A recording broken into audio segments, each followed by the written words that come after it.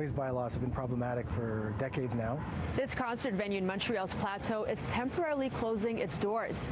This comes after a Quebec Court of Appeal ruling that mandates La Tulipe to eliminate any noise affecting neighboring residents. The decision made after years of legal disputes over noise levels. Last year, the Superior Court of Quebec ruled that the theater, which is more than a century old, was required to insulate the common wall between the two buildings. But in a press release, La Tulipe stated that it did not have the time to do the necessary work, therefore temporarily shutting its doors. It's sad. La Tulipe, which has been around for a long time, has nurtured so many artists in music and theater. La Tulipe's troubles began in 2016 when the new owner of the building next door to the venue obtained a renovation permit to transform a commercial space into a residential space. The municipality admitted that was a mistake.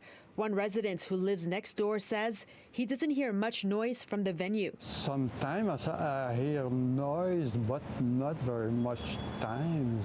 85% of all cultural spaces in Montreal are on the Plateau, Montreal. Implies essentially that a single neighbor can close any of them down like that. John Weiss works at a nonprofit organization that supports independently owned performance venues in Quebec. He says noise bylaws have been an issue for years and need to be amended to better protect cultural spaces in Montreal. Over the last few years, 5, 6, 7 years, at least 5 venues by our count have closed uniquely because of this situation, because there was one neighbor who kept complaining about noise. Chantal Rossi, the official opposition's culture critic, says the city needs to come up with a fix. Could buying the neighboring building to restore its commercial purpose be a possible solution? Maybe. Is financing the renovations needed to bring La Tulipe up to code another option?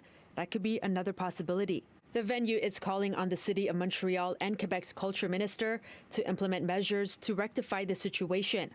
On X, the mayor of Plateau Montreal, Luc Rabouin, called the Court of Appeal's decision surprising, adding that he will be speaking with media on Wednesday to provide concrete solutions to the situation. Quebec's culture minister, Mathieu Lacombe, tells City News that he will be closely monitoring the situation. People come here to live in the advantages of the city, but they won't accept the consequences of that. In Montreal, Swidda Rassy, City News.